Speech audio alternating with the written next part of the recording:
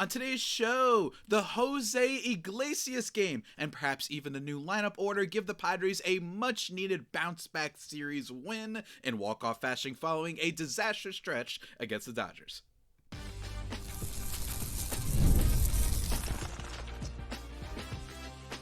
You are Locked On Padres, your daily San Diego Padres podcast. Part of the Locked On Podcast Network, your team every day. Greetings, ladies and gentlemen, and welcome to another edition of Locked On Padres podcast, which is part of the Locked On Podcast Network, your team every day for Monday, June 23rd. As always, I'm your host with sometimes the most, Javier Reyes, and I've been covering this team for almost 6 years now, not just for this here podcast, but also various other outlets, including justbaseball.com, a great website, chief among them. Today's episode, guys, is brought to you by a very lovely sponsor, and that is the lovely folks over at FanDuel. Right now, new customers can get $150 in bonus bets when your first $5 bet wins. Remember, everybody, you can go follow me on Twitter/X at Javapeno and Blue Sky as well, JAVIIPENO, to get some of your questions, comments, or concerns addressed and even be featured on this show. Because that's what we're going to do today, guys. On top of the weekend recap, going through the games, going through, in my opinion, the biggest takeaways from the weekend for what was by comparison, a pretty light series compared to the D-backs and Dodgers, kind of tornado that the Padres recently went through, and then going to get into some of your questions. So, folks, easy episode to explain. Let's get started. What are we ready for? Let's start yesterday's game. 3-2 win for the Padres over the Royals in walk-off fashion. Fashion, that's the word. But first, let's start with Randy Vasquez. 7 innings in this one, 2 earned runs on 5 hits, 2 walks, 2 Ks. He just gives up one big hit, more or less, a home run to Salvador Perez. I don't know how he does it. I think that there's a chance that Randy Vasquez is one of those guys that post All-Star break we start seeing some more poor outings, but it's really funny that we've been talking about this for so long for a guy who gives up as hard hit rate as he does. He does not put the ball on the ground enough, I think, to offset it. And yeah, he's got a 3.6 ERA. The last couple starts, we were like, okay, 4.2. He went 3.1 against Pittsburgh, of all people. Then 5 against the Dodgers, right? We're like, okay, it's going to happen. Then he goes 7. And in fairness, got to give him credit. I think his destiny still is a long inning reliever. But you know what? He has done okay, and I can't really hate on him too much, right? Like, I just think that at some point, do not be surprised if he gets absolutely torched. But it hasn't quite happened yet. And frankly, the Padres really needed him to go 7 innings. This bullpen has been taxed a lot, especially this month, and it hasn't really performed all that well. And I'm wondering if the bullpen performances lately have been due to fatigue. Potentially with how much they've had to use them lately, given that the offense is not scoring enough, so a lot of their games are really, really tight. But more than that, of course, we've got other things, guys. New lineup for the Padres in this one. Luis Arraez batting 4th in this one. Behind Tatis, Merrill, and Machado. I think this is fascinating, and I love it. We talked last week. A member of the Just Baseball Discord, Jay Scott, reached out and gave his thoughts on why Arraez should be moved down in the batting order. And he said, yeah, I think we should put him 4th. Machado could drive in Merrill and Tatis. I was a little bit more in favor of putting him 3rd just because his overall WRC plus numbers for his career are better 3rd than they are 4th. The only other position that he's been better is 5th in the lineup. But I just love the change. And frankly, I'm a little bit surprised. Right? Like, I didn't know that the Padres were going to make this change, especially with Mike Schill. They just seem like they're a team that don't make these type of adjustments very often. But it did prove okay. Now, while they didn't all go nuclear or anything like that, Tatis does go 1 for 3 with a walk in this one. Jackson Merrill goes 1 for 4 in this one. And he should have had a home run, by the way. Jack Caglione robbing him of a home run, making a giant leap at the perfect time. Home run in 16 out of 30 ballparks. And then right after that, Manny Machado hits an absolute shot, by the way. 730 expected batting average, one of the hardest hit balls of the entire afternoon, and then it's caught. And after those 2 moments, I was like, oh God, feeling a little Padresing, right? We're like, oh no, this is going to be bad. There's so much narratively that was going against the Padres, right? You give up the big home run to Salvador Perez. Your offense isn't showing up. Seth Lugo getting a revenge game against you. 6 1/3, only 1 earned run on 2 hits, no walks and 7 Ks. You have a moment like that with the robbery, and then with Manny Machado, you're like, oh no, this isn't going to be good. But They managed to survive after a gutsy decision by Mike Schill that I'm gonna come full circle. I'm gonna just be clear. I wasn't a fan of it in the moment. Pinch hitting Jake Cronenworth for Jose Iglesias, I just wasn't a fan of that. I understand why they did it, because it was a lefty that was up. I get that. There was a lefty up, and that makes a lot more sense because Jake Cronenworth has not always been as great against lefties, but Jose Iglesias this year has not performed all that much. I didn't expect him to do what he did last year, but he has been a pretty poor hitter. He really hasn't done all that much for this team outside a couple of moments at the very beginning of the season. I mean, on the year, the guy's got a WRC plus of 66. Right, he's been a negative .5 player. At least Jake Cronenworth has shown that he puts together good at bats. But he goes with Iglesias, and it turns out great. And I was wrong, right? Single to right center, Bogaerts. Gavin Sheets and Jackson Merrill score. They tie up the game. I loved it. And then while they don't manage to kind of bring everybody home in the bottom of the eighth, right? Tatis draws the walk, but then Merrill and Machado fly out. They do end up getting it done, folks, in the bottom of the ninth. Luis Arraez starts things off with a single. Then Bogaerts gets a double, and we're going to talk about him a lot on today's show. And then Jose Iglesias, because the infield was in, hits a ball. Bobby Witt Jr. tries to get it. Walk-off win for the Padres. Couldn't stop Arraez from getting home. Love it. It doesn't fully make up for what has happened in the last week and a half. Let's be very clear. Not on top of just the losing. It's who you lost to in the Dodgers. It's the rage that we all feel towards the Dodgers and their fan base that continues to comment on my channel every damn day. And then all these sort of things. But it is such a nice Series W that the team needed. So I love it for that. And I think that we should just appreciate it in that respect. Because while there's still a lot of questions with this team, they need wins. And they got a series win against a decent Royals team. Not amazing, but a decent Royals team that still has some talent in that lineup. Bobby Witt Jr. among them. So, pretty good showing. The Jose Iglesias game. We haven't really had one of those. So, welcome to the Padres, my good sir. But before we continue to talk about the rest of this series and get into the mailbag, guys, we got to take a break to talk about one of our sponsors. And that sponsor is a wonderful one, guys. You know, if you're an everydayer, you know who I'm talking about. And that is the snack that's both delicious and nutritious. Crack into a good source of protein with Wonderful Pistachios. Wonderful Pistachios is one of the highest protein nuts. Each 1 ounce serving has 6 grams of protein, giving you over 10% of your daily value. Plus, they're packed with fiber and better for you unsaturated fats to help keep you feeling fuller longer. And they've got, shell variety, no shell variety, different flavors. They got everything. So get snacking and get cracking with the snack that packs a protein punch. Visit wonderfulpistachios.com to learn more. I love them so much. Go check them out.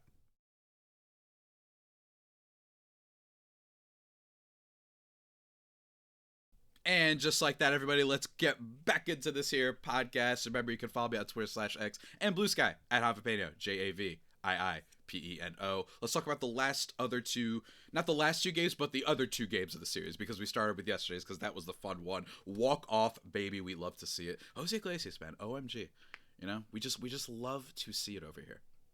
Saturday's game. The Padres win this one by a score of 5-1. And while it wasn't the most exciting one, right? It wasn't the most exciting start. It wasn't the most electric start. It was still good to see a nice bounce-back start for Dylan Cease. 6.2 innings in this one. 1 earned run on just 3 hits, 3 walks, and 4 Ks. The 1 run comes from John Rave, who hits a double in the top of the 3rd inning. Other than that, that's basically it. Jake Cronenworth gets a sac fly. Luis Arraez drives it a run. Who was still batting second in this game, by the way. Remember, he finally was hitting... 4th in the lineup, and that was only for Sunday's game. We're going to talk about that more in a second, but just guys showed up. Kansas City pitching was fine. It was whatever, but for me, I just like seeing Estrada come in, gets 2 strikeouts. That was great. Adrian Morejon finishing out the game. But the Padres offense did enough in this one, not just from the Luis Arraez single and the Jake Cronenworth sac fly, but Mr. Fernando Tatis Jr., his first home run of June. Finally, my man went deep in the bottom of the 7th inning, basically putting the game away, especially with this, Padres bullpen. Good stuff. Tatis, in terms of him lately, he's looked a lot better. He is not hitting for power as much. He's not necessarily giving you the knockout punches. I mean, I just mentioned he only has 1 home run in the month of June. But what I do like to see, good on base percentage, .416 on base in the month of June. Overall, a 782 OPS. That is a huge bounce back so far from what he was last month, 626.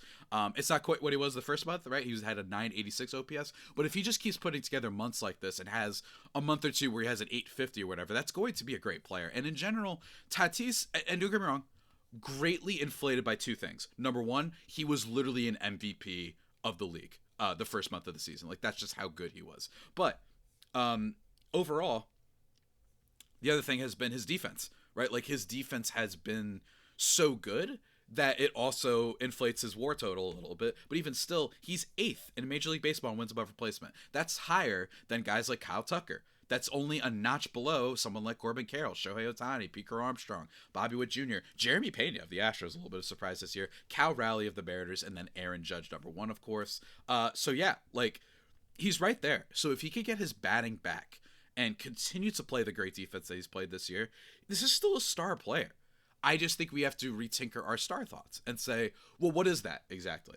Is he a guy who's just going to consistently be a 5-win player? That's great and awesome for this team. And I don't think that we have to, especially with the way he's performed this month, I'm feeling a lot better about him.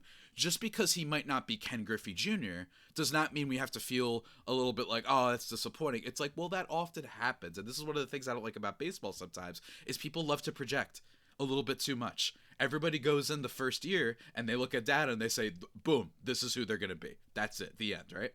And Tatis, yes, he's a little bit more famous than his production at some times, right? There are some points when he's a little bit more famous than his production, right? A little bit like a Jazz and Chisholm type. Good player, great player.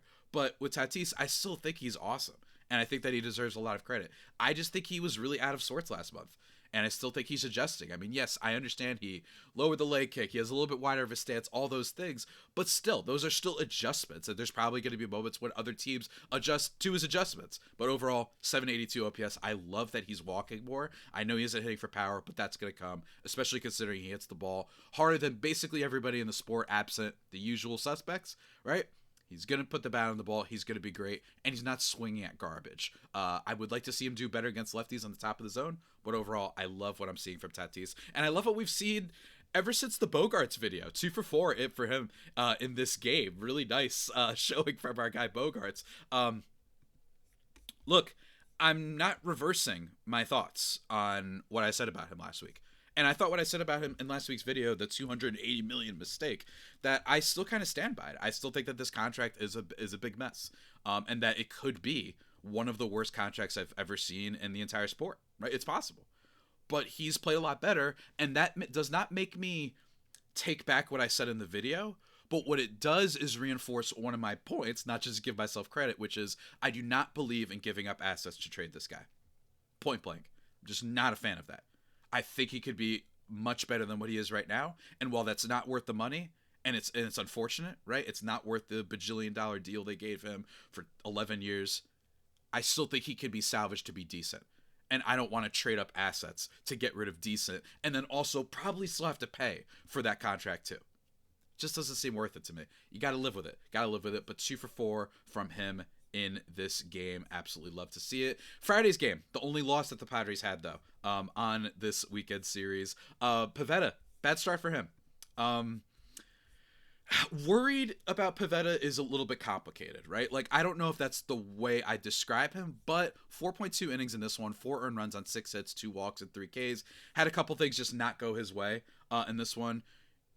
Just, again, not great. Like, there's just some mess ups here and there. Gave up some big hits. The Jonathan India home run basically throws off everything here. Bobby Witt Jr. does go deep in the first inning, but the Jonathan India, of all people, making it 4-0. Look, with Pivetta, I still like him, and I think he's regressing, unfortunately, to what he was supposed to be heading into the season, which is still a very important piece of this team, but it does seem like he's starting to regress towards what he usually is, which is still a good pitcher who's going to get you strikeouts, he's going to throw innings, but maybe he's not a 2.22 ERA that he was in April, right? In May, he had a 4 ERA. So far through June, in 4 starts, he has a 6.23. It's not going to be that bad, right? But he's going to have these starts where he gets hit up, right? despite the strikeouts, despite all that stuff, he does have a propensity to give up home runs. And that's what we've seen lately. So do I still believe him as a pitcher? Absolutely. Do I believe he's necessarily going to be this 2 ERA guy? No, but I think he's going to throw innings and get a lot of strikeouts. He's going to be solid, and he is great so long as he isn't your number 2 or certainly not your number 1. But if he's your 3 or 4, which is what the Padres want from him, I still believe in him very much to give that value, right? And definitely have a great start every now and then. And he had a great start recently against the D-backs, so I don't want to kill him entirely, right? Like, he had a really good start there against the D-backs, going 7, 9 strikeouts, so I'm not going to kill him for that. Other things in this game, though. Tatis doesn't get a hit, but 2 walks. Like I said, like to see the patience there. 2 for 5 game for Manny Machado. He does hit a home run in the bottom of the 9th, making us think we might make the comeback, right? We were like right there, Manny Machado starting things off, but then Sheets pops out, Bogaerts pops out, and then Cronenworth pops out. All going for the deep ball, maybe. Unfortunate stuff, but got to give a shout out to Xander Bogaerts in this game. 3 for 4 with a walk. Great series for him, man. Great series. I absolutely love to see it. Tyler Wade, 2 for 3 with a walk, right? Like, they did get offense. Just couldn't quite bring guys in. 10 players left on base in that one. Bogaerts getting caught stealing for the first time of the season for him. Not much else to say. You know what I mean? Not much else to say in this one. It was a little bit unfortunate. Jason Adam gives up 2 earned runs in this one. Does strike out 3, but he gives up 2 earned runs. That ends up being the difference from Drew Waters to Salvador Perez. We talked about it last week, so I'm going to repeat. The Padres bullpen overall is about like 8th or 9th in ERA Major League Baseball since May 1st, I believe it is. The Padres in high leverage situations with their bullpen were at 17th among all Major League teams. That is quite the downgrade. They have not been clutch. They have not shut down opponents, and it's not just you. Inflated by a couple bad appearances? Sure. The Jeremiah Estrada appearance, right, from last week. The Robert Suarez appearance from last week. Yes, some of them are inflated stats by just 1 or 2 outings, but bottom line is that they haven't been as good. Jason Adam, not great for him. So I don't want to hate too much because, as I said at the top of the show, part of this could be fatigue. But man, not a great showing from him. Overall, if I had to summarize the big takeaway from this weekend, you have to wait to see what it is exactly that I think is the most exciting from this weekend, including answering some of your mailbag questions in just a second, guys. But first, a word from our sponsors.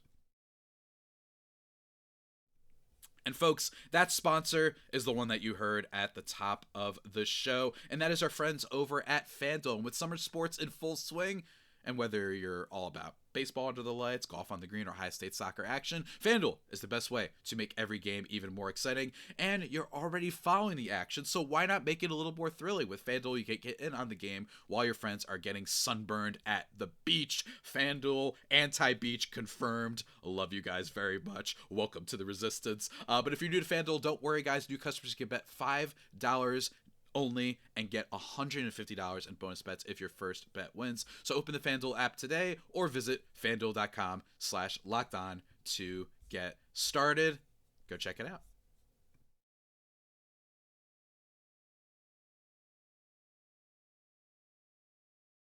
And just like that, everybody, we are back thriving and vibing here on this Locked On Padres podcast. I was just telling you guys before the break, what is my biggest takeaway of the weekend? Tatis hitting better, Bogaerts hitting better. We know about that. It's great. I think that this lineup change is what I'm going to be looking for tonight's game. I want to see if Arraez hitting 4th becomes something that they do more often, because I think they should. Tatis, Merrill, those 2 guys on base, you get a single, they're in. And then, obviously, I'm for that. And then you have Manny Machado still going 3rd, who's been raking this year, right? Basically all year, 860 OPS. He's been super consistent. I think Arraez in the 3 spot is still where I land on, because a single from Arraez, if Manny's on base, probably isn't getting him home, right? It's getting Tatis and Merrill home if they're on second base. Like that, they have the speed to be able to make that happen. So for me, I'd rather have that, but I'm totally cool with having, Sheets be the cleanup hitter, because Sheets has also been the Mr. home run big guy. So if you just get a single, that guy could rip a double and bring everybody home too. So I don't mind it. Might have preferred 3rd, but I just like that they're changing it up. Hopefully this could kickstart the offense even more. Maybe get Merrill even more into it, give him some more at-bats, and then it gives you also potential for Arraez to get better. So I love that. That is the most exciting long-term development, I think, of the weekend for me. Not to be hipster, the Tatis thing is great too, but to a degree, I'm not shocked by the Tatis thing. The Bogaerts thing is great too, but to a degree, I'm like, well, he was going to be better than what he was, so it's not surprising that he'd have a nice little hot streak. But let me tell you, when Bogaerts is hitting, this offense feels entirely different, man. It really does. Who would have thought? Who would have thought? Let's talk about some of your mailbag questions, though, guys, before we run out of time, because we've taken a lot of time today recapping this series. At Alex Barrera 9425 says, man, I'm a Dodger fan, and I like seeing Padres content to see what the perspective is from the side, but my conclusion is that you guys just cry about everything. Touche to you guys. Because the Dodger fans, whenever you criticize them, you're very, well, if you hate us, they just hate us because they ain't us. Why are you mad that only one team gets all the stars in the sport? Why are you mad that we're the only ones having fun? Why are you mad that it's like they hate the idea that other teams matter, I think is my perspective of Dodgers fans. But anyway, I had a lot of responses about Campusano getting sent down. Didn't talk about that in the first of this show, but Tim Owens says he did so poorly that he has no trade value. The best option is to work with him in the minors and have him replace Maldonado, who has been awful. He wasn't given a fake share this year he wasn't given a fair shake this year and was left on the bench to rot for a month. You don't improve by sitting around most mishandled organizational player on the team. Someone said he had his chance. Time to move on to the next team. If they aren't going to trade him, they might as well give him a solid chance. Look, I don't know what else to say about Campy. I mean, I'm just going to wait. But for right now, I genuinely, I don't trust the Padres with this stuff. I get it, but I am starting to be like, maybe they do know something. But then I watch Maldonado every day, drop strike 3 calls, wild pitches, not really hit all that much. I'm like, well, I think he deserves more of a shot than him, but maybe I'm wrong. What can I say about Sir Campy? My guy, Rama Murdy, reaches out on Blue Sky saying, besides Luis Robert, excuse me, what other low-end left fielders and starting pitchers might be available at the trade deadline? I'm thinking Jesus Sanchez and Cal Quantrill from the Marlins. Love to hear your thoughts. Go Padres. Jesus Sanchez, I've been on this for a while. I just think you don't have to give up anything for him. And that addition in left field would be huge. Could play some decent defense. Could hit for a decent amount of power, draw some walks. Just be a fine player that you basically have to give up nothing for. I'd be for it. And that will look like a seismic improvement compared to what they've had there. I do want to give a shout out, though. Gavin Sheets making a diving catch left field the other day. Pretty nuts. It's like the first good defensive play in Gavin Sheets' career, so shout out to him. And Cal Quantrill, look, pitching is weird at the deadline this year. Very weird. I don't know exactly how it's going to go. So I'll get back to you, though. We're going to talk about Jesus Sanchez in more depth, though, as we get through the rest of the week. At Zachary Shelton says, the Thunder won their first NBA championship last night, and the Pacers were in contention tonight for their first. It's time for this team to show up what they're made of, make the postseason, win their first championship. Yeah, I saw some people putting out there like, all right, now that we got a first championship for the Thunder, congrats, by the way. Don't listen to media. It's always cool. By the way, they have stars. Like, don't listen to that noise, guys. It's cool when any small market team gets its first championship. Guess what? Acting like it doesn't, you're telling these fan bases you don't matter, and that's stupid. Well, why are we only doing it? You don't matter if you're not New York or LA. Like, what are we doing, people? Remember when sports were about like telling you why something is cool instead of just, well, less people care, so it must stink? So dumb. But anyway, shouts to them. Hopefully the Padres can do the same now. At VG Junkie says, as a Dodgers fan, I actually get the tit for tat on Ohtani to try to protect Tatis. My issue was 100 miles per hour to the upper body on Ohtani after going down 3-0. Pretty dangerous and cowardly. When he was in his batting stance, it was directly at his throwing shoulder head area. He had to turn away and jump a little for it to hit him in the back. If you're going to do it, don't try to lower his guard with 3 pitches first. First of all, I respect that you were like, I get the tit for tat. Dodger fans don't really listen, is one of the things that I've learned, at least online. In person, they're fine, obviously. But the online brigade of like, how dare you hit our best player? He's the only one that matters, is really off-putting.